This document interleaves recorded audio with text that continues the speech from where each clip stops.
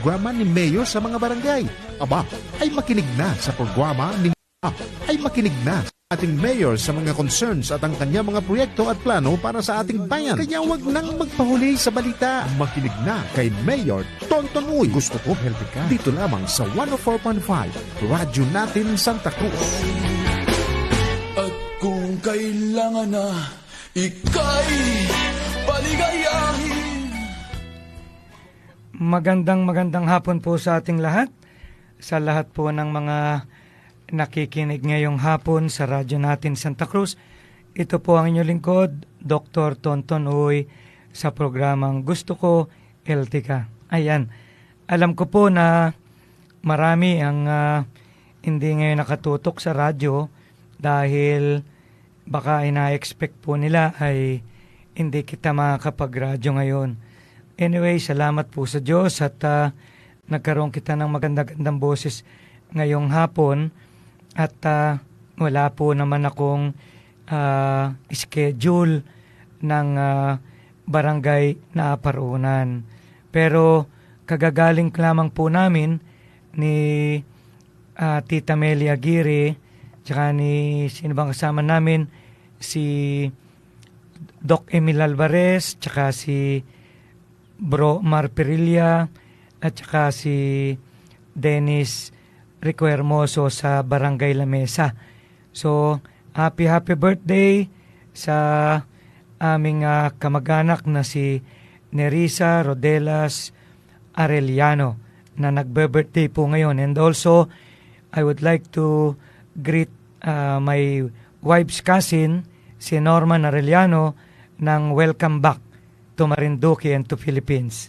Galing pong abroad, umuwi lamang para sa birthday ng kanyang asawa. So, happy birthday, Nerissa. Ayan. So, tayo po ay dumako na po agad sa ating pong unang bahagi ng ating programa, ang pagbabasa ng pagkaing pang-espiritual. Ang kwento po natin ngayon ay halaw mula sa libro ni San Mateo, Kabanata 5, Talata 16. At ito po ang nakasaad doon. Pagliwanagin ninyo ang inyong ilaw sa mga tao upang makita nila ang mabubuting gawa ninyo at pupurihin nila ang inyong amang nasa langit. Ang paksa ngayon pong Marso ay pag-iebanghelyo at ang pamagat ng ating kwento, pagliwanagin ang ilaw na sinulat ng ating Sister Patricia Raybon. Labis akong kinakabahan dahil sa aking nalalapit na pagtuturo sa aming simbahan tungkol sa panalangin. Iniisip ko kung magugustuhan ba ng mga makikinig ang mga ituturo ko. Dahil sa aking kabalisahan, masyado kong naituon ang aking atensyon sa paghahanda sa mga ituturo ko. Pero 1 linggo bago ito magsimula, kakaunti lang ang nahikayat kong dumalo. Ipinaalala naman sa akin ng Diyos na isa itong gawain para sa Kanya na magsisilbing liwanag, kaya hindi ko dapat masyadong isipin ang aking kaba. Dapat kong mas bigyan ng pansin na gagamitin ito ng banal na Espiritu upang ilapit ang mga tao sa Diyos. Nang turuan ni Jesus ang Kanyang mga lagad, sinabi niya sa kanila, "Kayo ang nagsisilbing ilaw sa mundo. At ito ay makikita nga tulad ng lungsod na itinayo sa ibabaw ng isang burol na hindi maitago. Walang taong nagsindi ng ilaw at pagkatapos ay tatakpan ng takalan. Sa halip, inilalagay ang ilaw sa patungan upang magbigay liwanag sa lahat. Matapos na mapagbulayan ang mga talatang ito, nag-anunsyo na ako tungkol sa pagtuturo ko. Marami ang nagpalista at nagpahayag ng kanilang pananabik. Mas nakatuon na ako sa itinuro ni Jesus.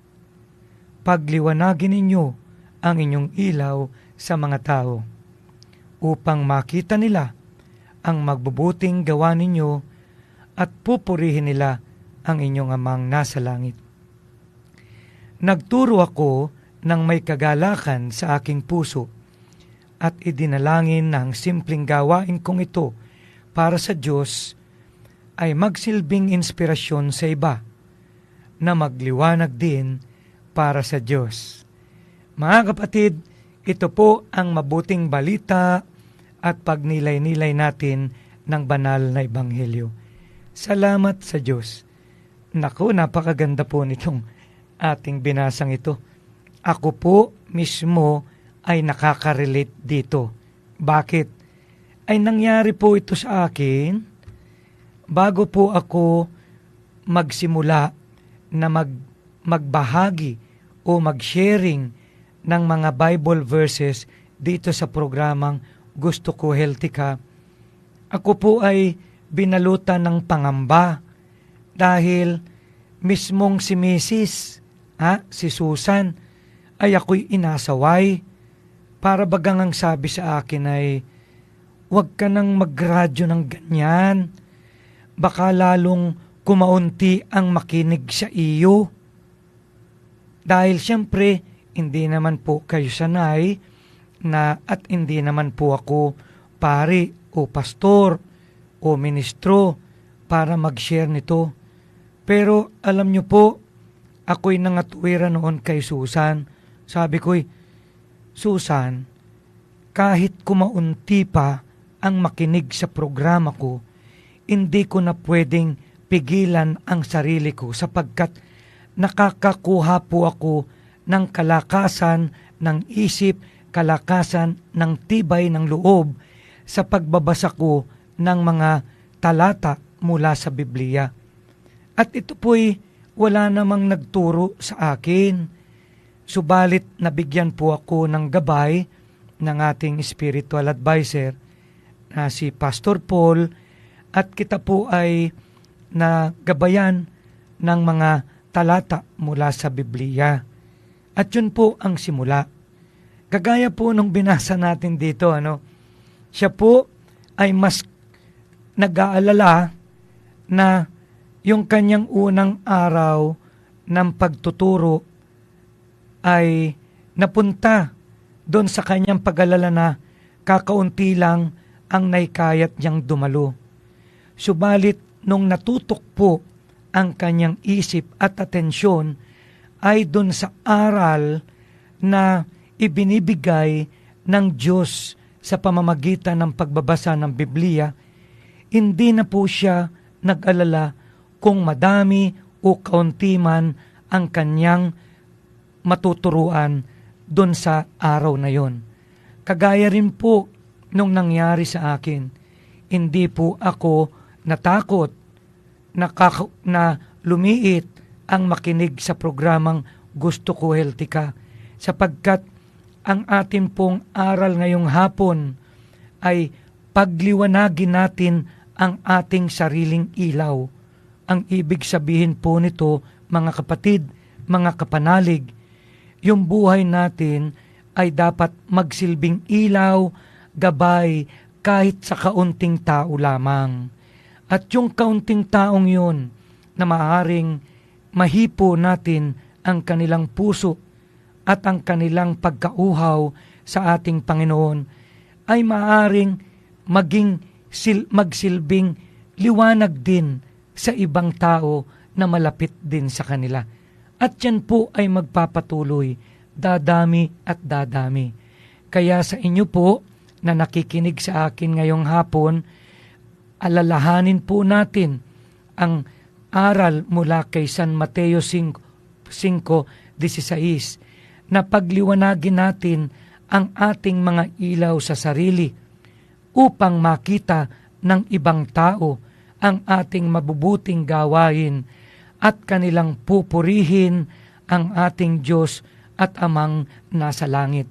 Ito pong ginagawa natin ito, mga kapatid, ay hindi po para sa pansariling kasikatan, pansariling kapurihan, kung hindi ginagawa natin ang pag-share ng mga talata sa Bible para sa kapurihan at para sa kapurihan ng ating Diyos Amang nasa langit. So mga kapatid, atin pong wag po tayong panghinaan ng loob kung meron man tayong mga pagsubok dun sa ating nararamdaman, kung gusto rin po ninyong pagliwanagin ang inyong sarili upang makita ang ating mabubuting gawain na magsisilbing liwanag at makakapagpaliwanag din sa buhay ng ating kapwa. So sa tayo po ay manalangin, ngalan ng Manang ng Espiritu Santo, Amen.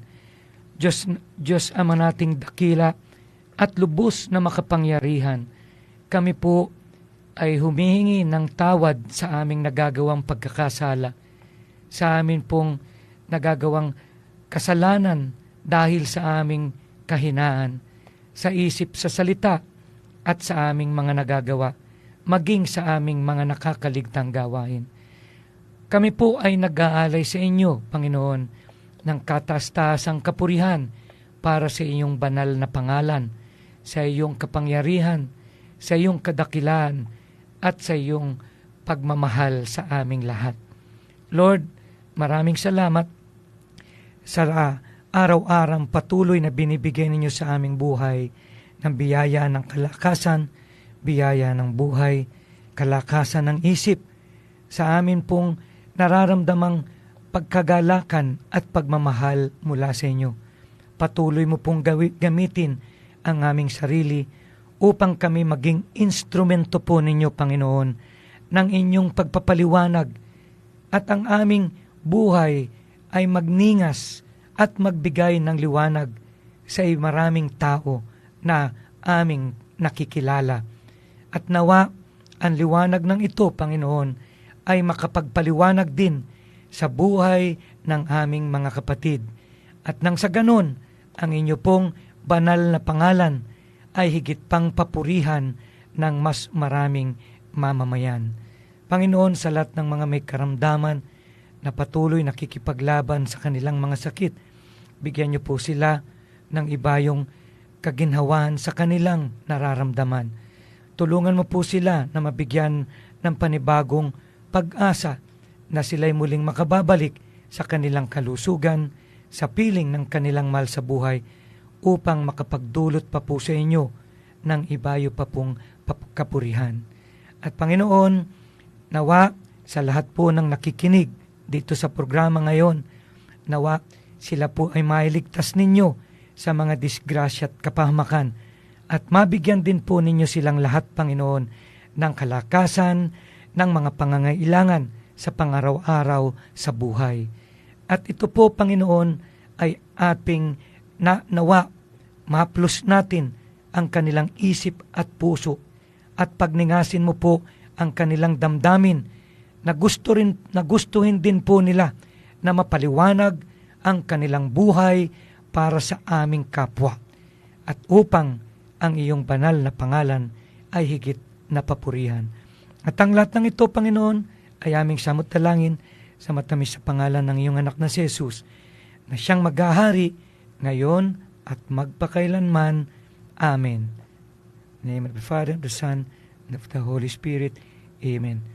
Ayan. So, mga kapatid, mga kapanalig, atin pong natunghayan at napakinggan ang napakagandang aral mula sa ating Panginoong Hesus ngayong hapon.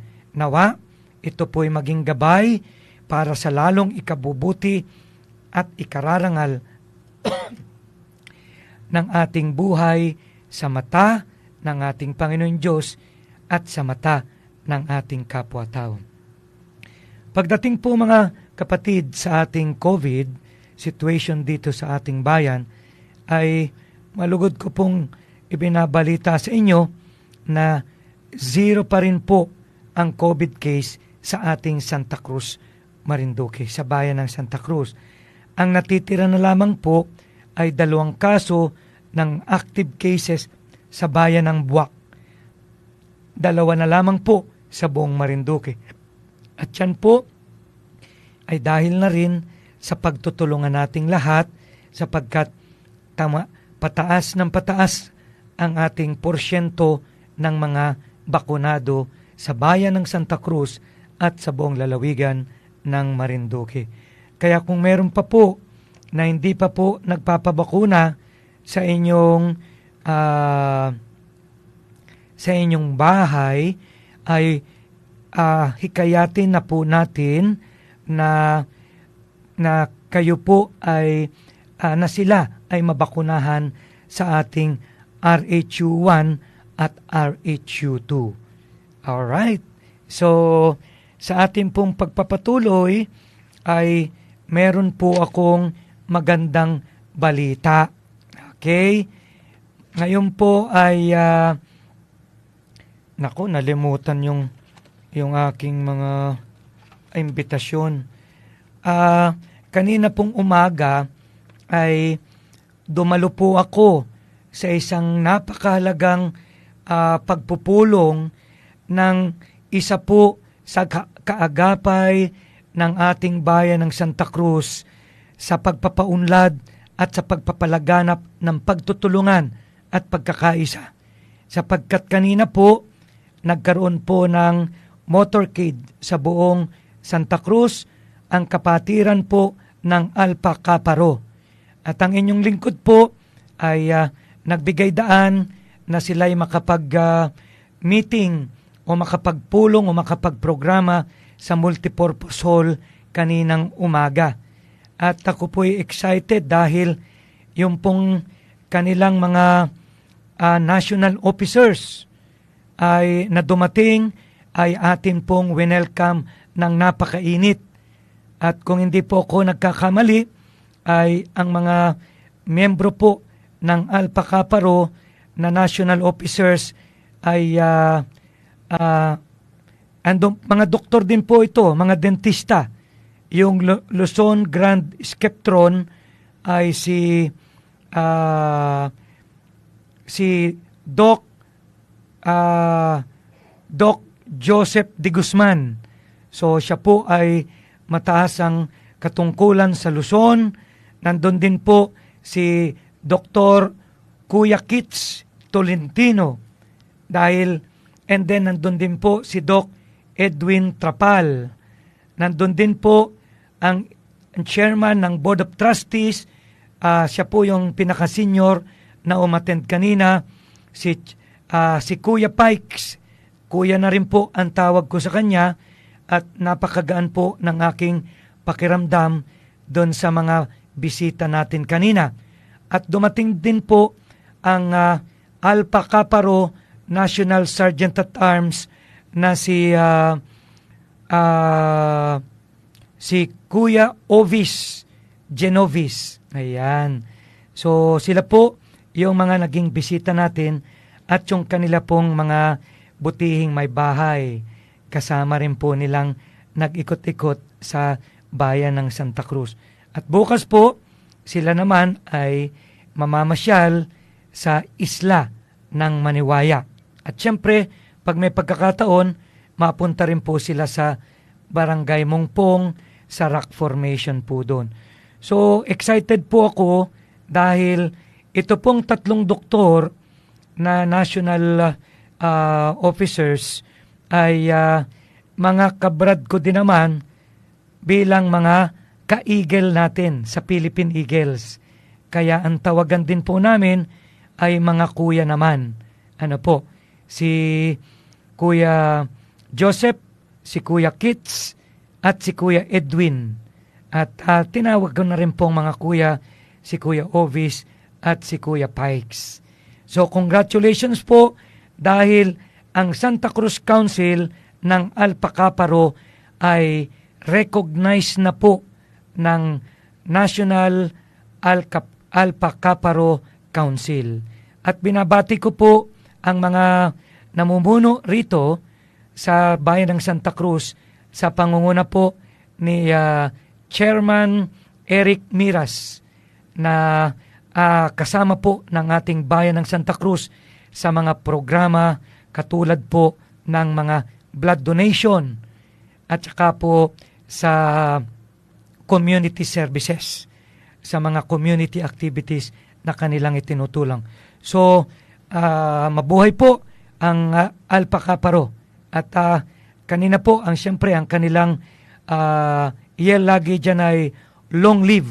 Tamang-tama po ang Alpha Kaparo na kapartner natin sa munisipyo, lalo tigit kapartner ni Dr. Uy dahil kita po ang nag-introduce ng blood donation program sa mga fraternal organization sa buong Marinduque nung ako po ay Vice Governor pa.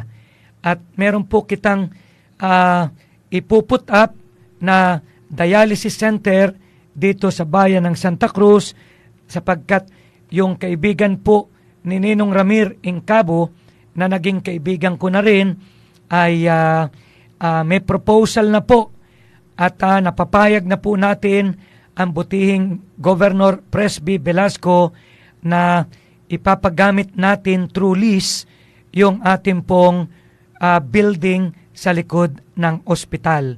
So kung meron po kayong mga kamag-anak na nagdadialysis sa Lucena at sa Maynila na matagal nang hindi nakakauwi dito, ay maganda po ang pag-asa natin na this year ay masisimula na po natin at mabubuksan na ang Santa Cruz Dialysis Center.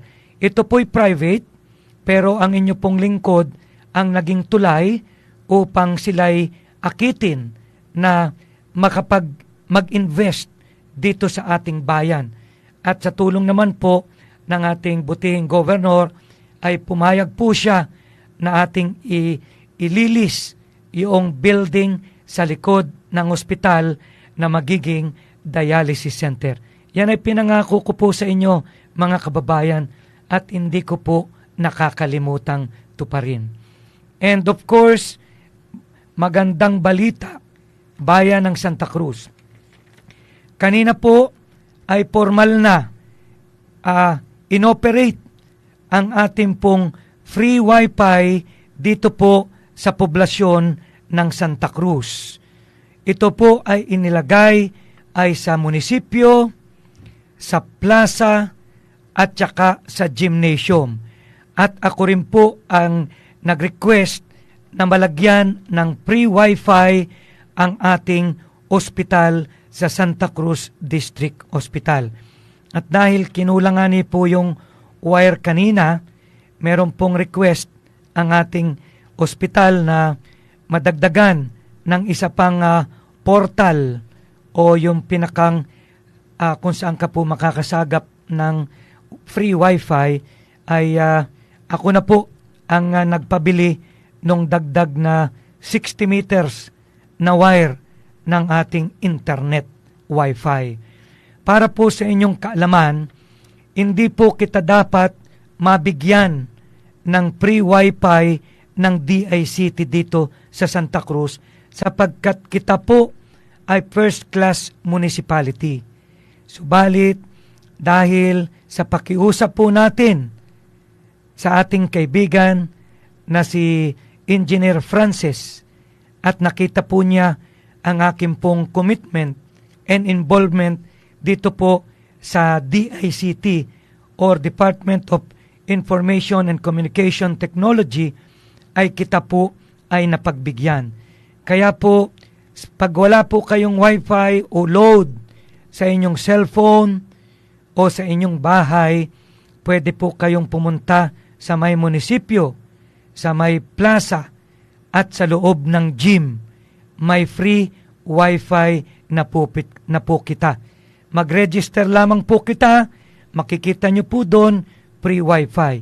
At sa ospital po, sa Santa Cruz District Hospital, free wifi operational din operational na din po ito. Meron na rin po tayong ongoing yung BREX ng PSA. Pwede na po kayong makapag-request ng kopya ng PSA certified birth certificate, marriage contract, death certificate, at iba-iba pa po sa ating local civil registrar's office. Pero ito po ay pag nag-request kayo ay mga 2 to 3 days bago dumating. Pero ito po ay napakagandang serbisyo sapagkat hindi na po kayo kailangang pumaroon sa Lucena o sa Maynila katulad po dati. So inuulit ko po, yan po ay bagong serbisyo ng ating local civil registrar's office. Okay. Isa pa pong gusto kong ibalita sa inyo, mga kababayan, ay padating na rin po bukas upang i-final yung mga kakailangan pa pong dokumento ng ating bayan ng Santa Cruz. Bakit po? Meron pong ibinigay ang ating butihing Speaker Lord Alan Velasco at ito po ay ating ginawaan ng mga kaukulang dokumento sa Philippine Fisheries Development Authority. Ako po ay nagpapasalamat din sa in advance sa pamilya po ng ating yumaong Francisco Preclaro sa pangunguna po nila Insang Mark, kay Kumaring Teresa at kay Paring Neil, kapagkat pumayag po sila na yung kaunting lupa ng kanilang pamilya ay maipa-lease or use of frac para po sa project na ito ng ating munisipyo. Meron pong mga 150 square meters dyan po sa may pier sa labas ng subdivision na kanila pong ibinigay upang gamitin munang pansamantala habang kailangan natin. So salamat Mark, Neil at kay Teresa sa pamilya po ni Kuya Franco at saka ni Ate Trining Preclaro. Ito po ay paglalagyan ng cold storage. Maliit lang po ito, hindi kalakihan, at ito po yung parang container van type. Ang kagandahan po nito, mga minamahal kong kababayan, kapag marami po ang huli ng ating commercial fishing boats, ay kahit kita na po ang bumili ng mga huli nilang yan. At yan po ay ilalagay natin doon sa malamig na cold storage facility natin. Ito po ang kauna-unahang magiging cold storage facility sa buong Marinduque. Nagkaroon po dati sa Buwak pero hindi po nagtagal. Pero ito po inasigurado ko, mga kababayan, at tutukan ko po ito. Hindi po ako papayag na hindi po ito magiging successful. At pag marami po kitang huli pag tagdilim, yung mga hindi mabili, kahit kita na po ang bumili niyan, munisipyo na ang mabili kung walang ibang mamumuhunan. And then pagdating ng tagliwanag, yun po ay ilalabas natin, marami pa rin kitang isda, so mame-maintain natin na mura ang mga isda kahit tagliwanag. At ito po ay 5 million worth na project. At ito po ay libre nating nakuha sa pamamagitan po ng PFDA. Ito po ay dapat ay sa ibang bayan. Pero dahil ang inyo pong mayor ay makulit at mahilig makipag-argument, alagang ako po ay nangangatwiran, dito po dapat yan sa Santa Cruz, ganun-ganun. Pinasamahan ko po agad yung mga taga-PFDA last year kay Mau Jerry at nagustuhan po nila ang pier na paglagyan ng cold storage. So ito po, mga kababayan, ay napakagagandang mga development dito sa ating bayan ng Santa Cruz. At marami pa po akong ikwekwento sa inyo na mga magagandang pangyayari dito sa ating bayan na magsisilbing simula ng higit na kaunlaran sa ating bayan ng Santa Cruz. Meron pa po tayong natitirang 5 minutes. Gusto ko lamang pong i-clarify, mga kababayan, na di umano ay meron pong mga lumalabas dito sa Radyo Santa Cruz na nagsasabi po na ako raw po ay mayroong utang na 700,000. Ay ako po'y wala pong alam na pagkakautang na 700,000 sa kahit kanino man tungkol dito po sa aking pagiging mayor. Ano po? Ang pagkakaalam ko lang po, meron po akong mga naipangako noon sa ilang mga barangay na kita po ay pag nanalo ay meron kitang mga ayudang extra. Subalit dahil po kinasuhan po ako ng dating Mayor Marisa Red ng vote buying dahil ako daw po ay nangangako ng pagtulong pag nanalo, ay hindi pa po nare-resolba yon sa COMELEC. Kaya yung ating pong ekstrang tulong bilang pasasalamat sa mga barangay na tumangkilik ay natutulungan rin naman po natin hindi lang pera, kung hindi in form of projects and programs. Pero hindi ko po nakakalimutan yon. At hindi po naman natin pwedeng kinakailangan muna po natin na ma-resolve o mabigyan ng resolusyon yung pending na kaso dyan sa ating provincial COMELEC.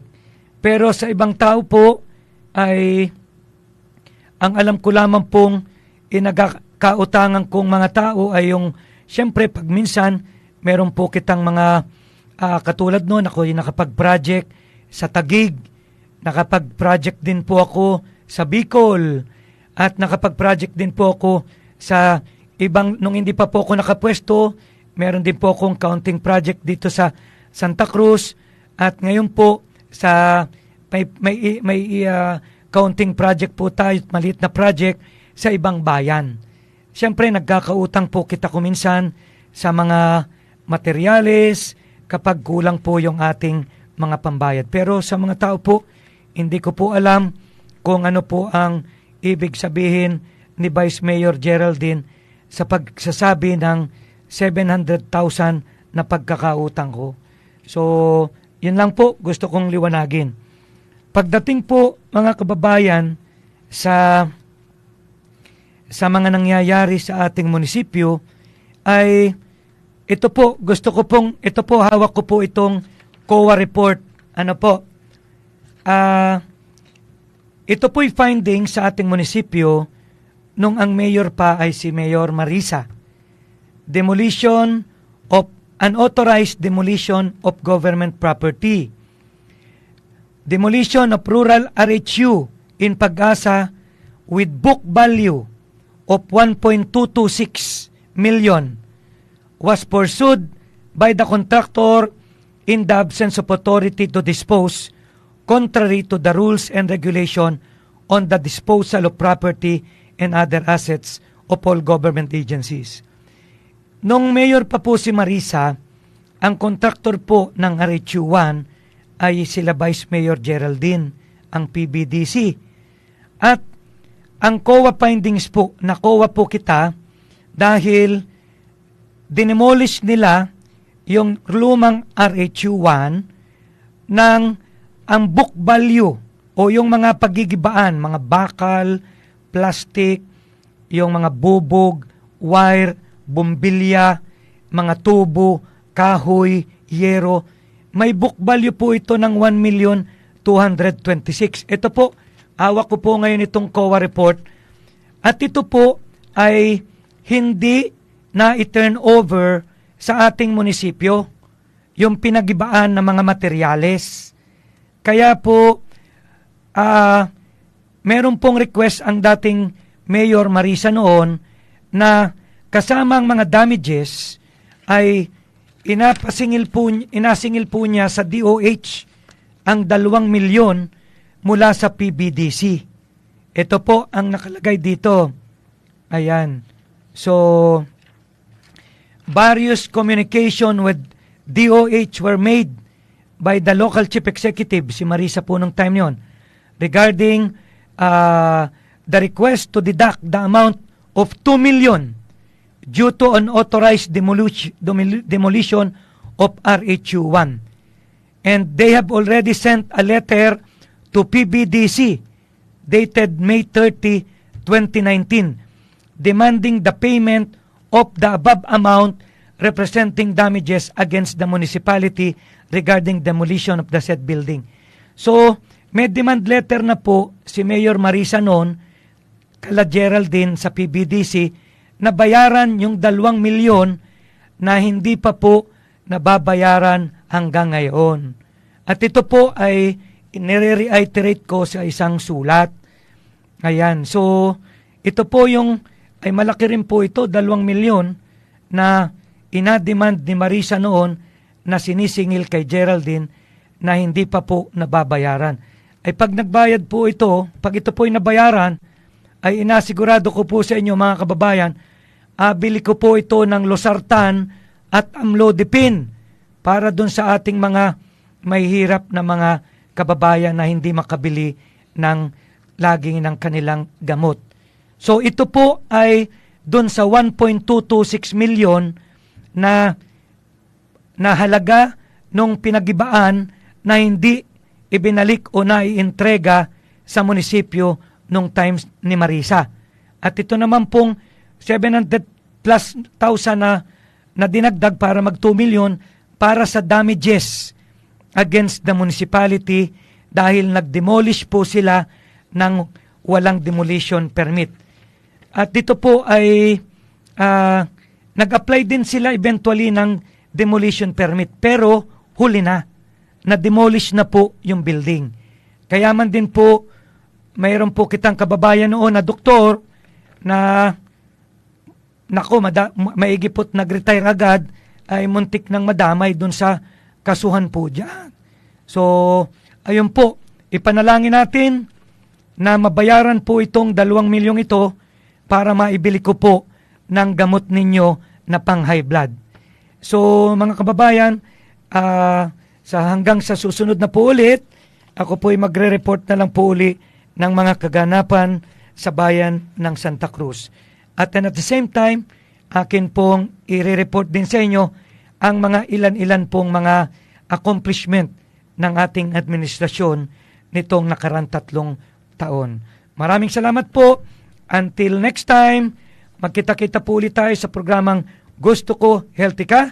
God bless everyone. I love you. Every all. Thank you po. Bye-bye.